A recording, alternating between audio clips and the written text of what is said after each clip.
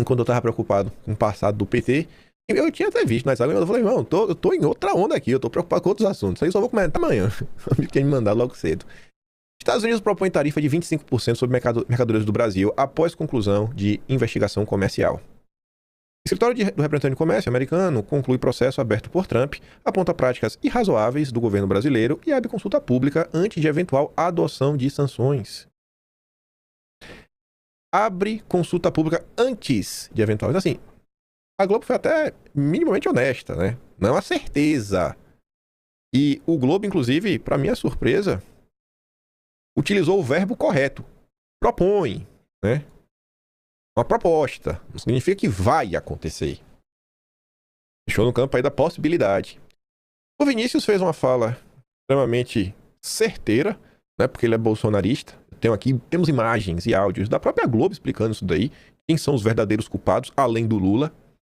Ele diz, ó, na boa, a elite política, financeira, jurídica e midiática do Brasil apoiou todas as medidas do regime Lula que visavam arrecadar muito mais, perseguir opositores, controlar a informação e proteger e valorizar os campeões nacionais.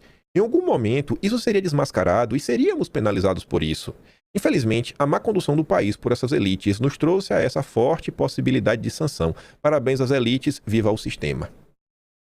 Antes até de prosseguir para falar da situação do Brasil, isso aqui obviamente envolve também o Brasil, Paulo Figueiredo compartilhando isso do UOL, dizendo, ó, Estados Unidos citam práticas desleais e prevêem ações contra mais de 70 países. Então não foi um negócio focado no Brasil, já começa daí. A ação do representante do comércio americana que pede tarifas ao Brasil, se que é um caso isolado, serão mais de 70 países na mira. Será que o presidente de todos estes países tem que ter um faniquito e xingar o Flávio Bolsonaro? A culpa de tudo é de Flávio Bolsonaro? Então, assim, por isso daqui, tu já pode ver que não dá pra culpar o Flávio. Agora, grava essa palavra aqui, ó, que a gente vai voltar a falar dela. Desleais. Nesse âmbito, viu, do tarifaço. Não fala de traição, direita, briga hoje não. Eu falo do desleal, lá na frente. Brasil prevê tarifaço a outros países e calcula dano menor do que em 2025.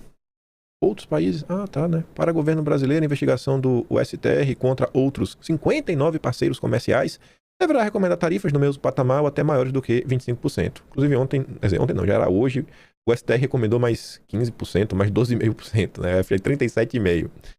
A Pamela diz, ó, as investigações comerciais dos Estados Unidos dentro da seção 301 abrangem um conjunto de mais de 50 países investigados. O Brasil não é a última bolacha do pacote nesse bojo investigativo sob a tutela de Scott Bessent e Jamieson Greer. Até o governo Lula sabe disso, mas as narrativas estão aí sendo plantadas para enganar você. O Bessent, que é secretário do Tesouro, tem participação nisso daqui. Assim como a palavra desleal, a gente vai falar do Scott Bessent no mesmo contexto. Guarda aí. Aí vamos lá. O dia foi passando. Flávio Bolsonaro falou sobre o tema algumas vezes. Esta tarifa é do Lula. Isso, Flávio, em resposta à fala do petista. Será que o Flávio está equivocado? Será que o Flávio está errado? Ou ele está certo? O filho de Jair Bolsonaro anunciou que vai enviar uma carta a Trump pedindo que o novo tarifaço não seja aplicado. E o Vinícius diz, a incompetência e desgoverno Lula faz o Brasil sofrer com tarifas extras. Flávio é obrigado a governar antes do tempo e negociar com Trump, seja no pedido de cooperação no combate ao Comando Vermelho e PCC, seja na negociação para não aplicar tarifas no Brasil. Flávio Bolsonaro diz que pediu para Trump não taxar as empresas brasileiras. Aí o Globo diz, Flávio conseguiu colocar o tráfico brasileiro na mira da maior potência mundial. Espero que consiga fazer Trump segurar tarifas pelo menos até a conclusão das eleições. Motivo simples, Flávio eleito, e a relação com os Estados Unidos mudará completamente, não fazendo sentido a tarifa. Flávio conversou, deu uma entrevista na Rádio Itatiaia, falando também sobre isso.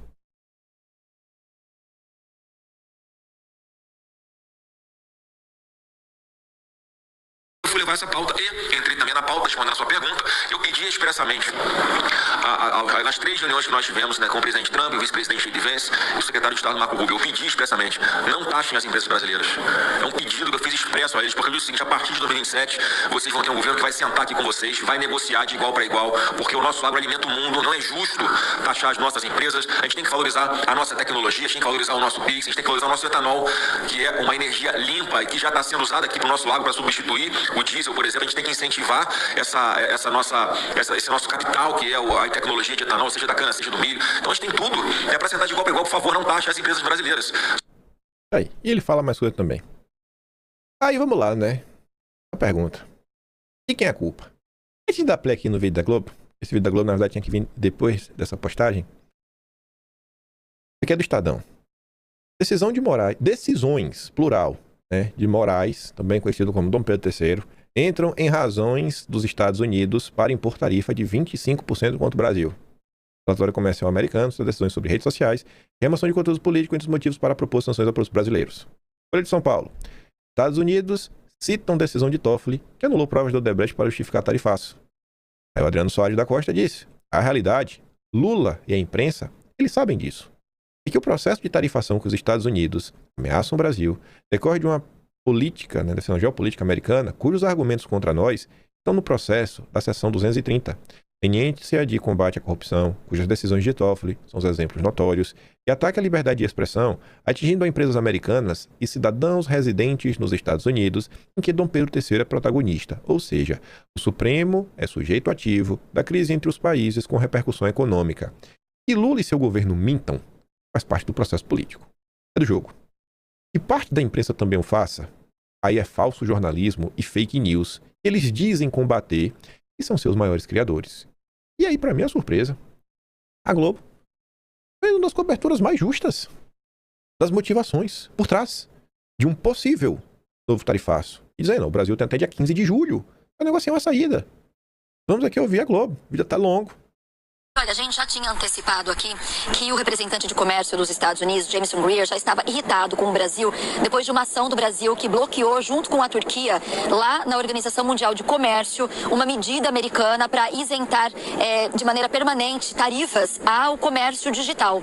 E ele tinha dito que tudo de Brasil passaria por ele, então ele queria acelerar essa investigação da 301, tanto que soltaram a informação ontem, né, depois de quase um ano de investigação, uma investigação muito abrangente contra o Brasil, por sinal, né, que aborda tanto comércio digital, PIX, pirataria na 25 de março, desmatamento, corrupção, tarifas a outro país. Então, daí ontem, quase meia-noite, o governo se antecipou alguns dias e soltou esse relatório preliminar, né, dias antes do previsto, com algumas conclusões e recomendações. Entre as conclusões, Sadi, os Estados Unidos alegaram que tribunais brasileiros emitiram ordens para que empresas de mídia social dos Estados Unidos removam conteúdos políticos. A gente já tinha falado sobre isso antes, é algo que eles estão de olho, né, na questão da censura. Em relação ao PIX, eles afirmam que o Brasil colocou em desvantagem empresas americanas, né, de cartão de crédito, por exemplo, que atuam nessa concorrência desses serviços de pagamento eletrônico. Sobre a corrupção, o governo diz que o Brasil deixa de adotar medidas para combater o problema. Sobre a proteção de propriedade intelectual, que o Brasil deixa de aplicar medidas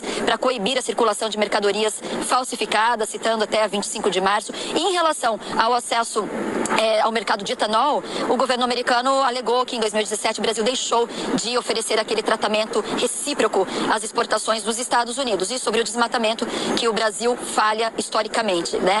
E sobre essa questão das tarifas também que a gente estava falando, que o Brasil concede tratamento tarifário preferencial a países como o México e a Índia. E por tudo isso, então, o representante de comércio dos Estados Unidos sugeriu essa tarifa de 25% sobre praticamente todos os produtos brasileiros, não apenas a esses setores que estão sendo investigados, Sadi, que são pelo menos 6 áreas, né, como a gente estava falando.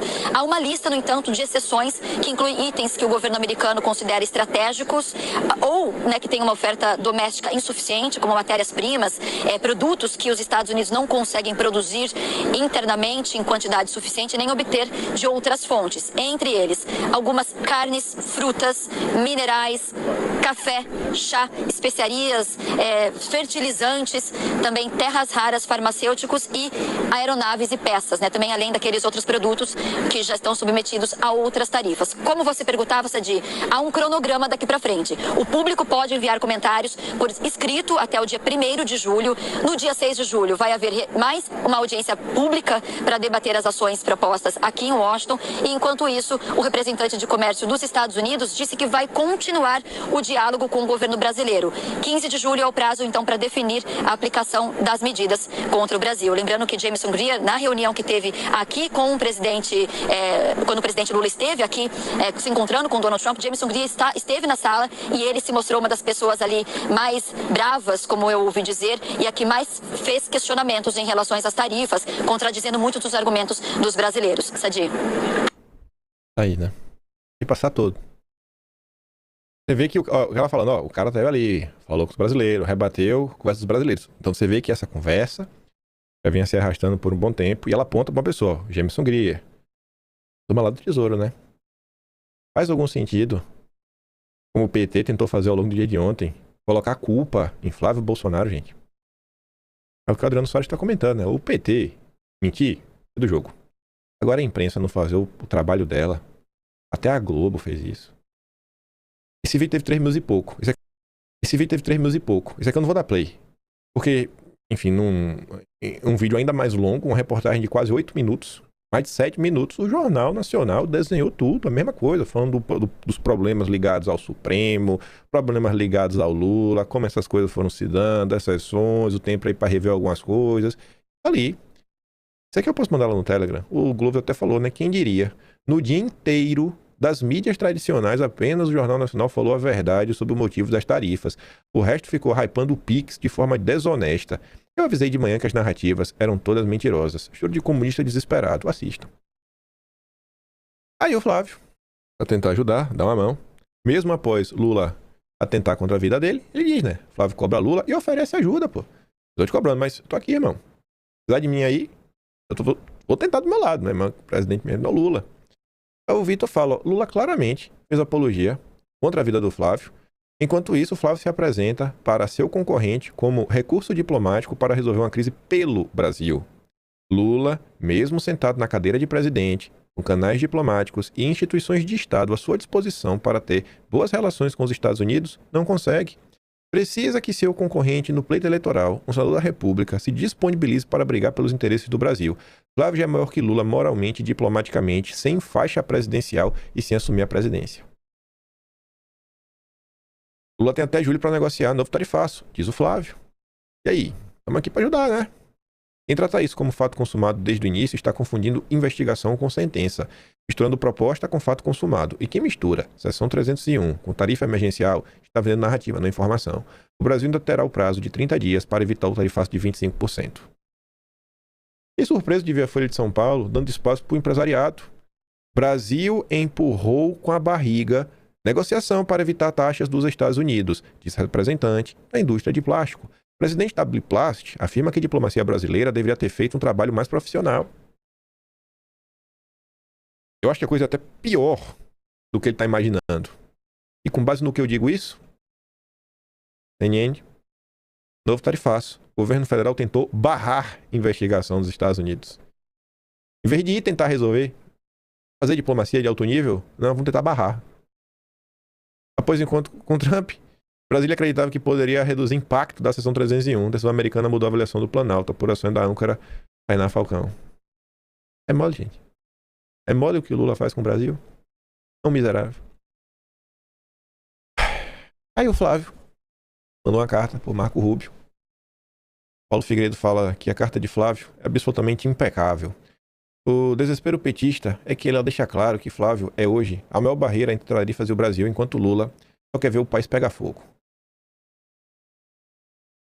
Vamos falar essa palavra impecável. Mas enfim, eu trazer aqui já a tradução da carta, né? Ele mandou lá pro meu primo Marco Rubio, falando, né? Meu primo Marco Rubio, primo de Kim. Escrevo primeiramente para agradecer pela cordialidade com que fui recebido durante minha recente visita a Washington. Nossa conversa reafirmou minha convicção de que a amizade entre nossas duas nações se sustenta em valores compartilhados e em uma visão comum para a segurança e a prosperidade do hemisfério ocidental. Sou especialmente grato por sua decisão de designar o Comando Vermelho e o PCC como organizações que tocam terror. Essas duas facções estão entre os empreendimentos criminosos mais violentos do Brasil, e suas redes de drogas, armas e dinheiro alcançam muito além de nossas fronteiras, chegando também ao seu país. A esmagadora maioria do povo brasileiro celebrou essa medida, ainda que ela não tenha agradado ao nosso atual governo. Trata-se de um passo decisivo para proteger cidadãos honestos em todo o nosso hemisfério compartilhado. Mandou benzaço nesse parágrafo, né? Nessa introdução. Também escreve, entretanto, com preocupação em relação à recente determinação da seção 301, anunciada pelo representante de comércio dos Estados Unidos, embora eu compreenda que nenhuma tarifa tenha sido imposta até o momento. A determinação abre um processo de consulta pública e etapas técnicas que conduzem a um prazo legal em julho. Acredito que é meu dever compartilhar com o senhor as reais condições econômicas enfrentadas pelo povo brasileiro neste momento. O Brasil atravessa uma grave deterioração fiscal e econômica.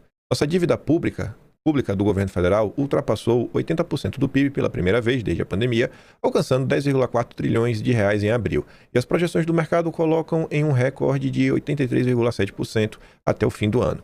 As contas públicas continuam registrando déficit primário, enquanto os pagamentos de juros da dívida subiram a níveis recordes. O peso sobre as famílias comuns é ainda mais alarmante.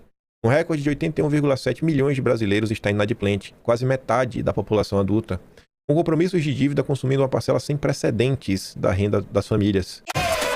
De brasileiros está inadimplente, quase metade da população adulta, com compromissos de dívida consumindo uma parcela sem precedentes da renda das famílias.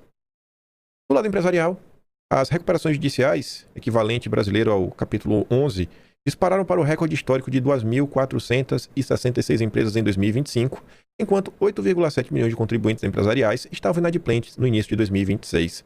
Cada um desses números representa um recorde histórico. E aí, diante desse cenário, a imposição de novas tarifas, cara, vai causar um sério prejuízo ao povo brasileiro. Ao povo. Justamente o povo, os cidadãos, que veem os Estados Unidos como parceiro e amigo. Por isso, escrevo para reiterar formalmente o pedido que fiz ao senhor pessoalmente. Os Estados Unidos não imponham tarifas ao Brasil. Não faz isso. Não faz. Eu vou pedir meu primo Marco Rubio. Lá com minha tia. Não pode. Como já afirmei, estou confiante que serei eleito presidente do Brasil em outubro. Caso essa seja a vontade do meu povo, estou preparado para colocar minha equipe de transição imediatamente à sua disposição, para que possamos concluir o quanto antes um amplo acordo de comércio e investimento benéfico para ambas as nossas nações, construído com base no livre mercado, no respeito mútuo e na aliança estratégica que nossos dois povos merecem. Permaneço inteiramente à sua disposição e espero aprofundar a amizade entre o Brasil e os Estados Unidos. Deus abençoe a América e que Deus abençoe o Brasil. Respeitosamente, Flávio Bolsonaro, senador da República Federativa do Brasil. Aí eu falei lá atrás que a gente ia comentar sobre aquela palavra que os americanos utilizaram, que foi desleal. O contrário de desleal seria leal, né? Ou, sei lá. E aí, nesse âmbito do comércio, você pode falar, comércio desleal. A comparação seria um comércio justo, né?